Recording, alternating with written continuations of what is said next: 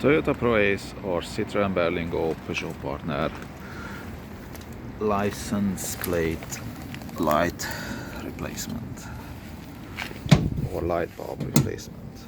Need to remove this cover to get access for the back of the number plate lights. You may also have a ply lining covering this. You need to remove that first. Then remove these plastic bolts or clips.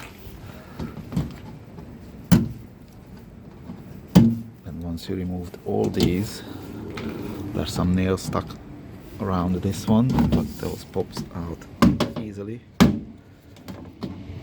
Just like this.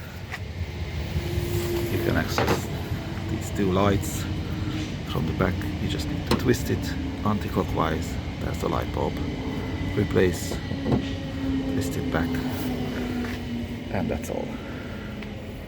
Put back the plastic and reinstall the ply lining.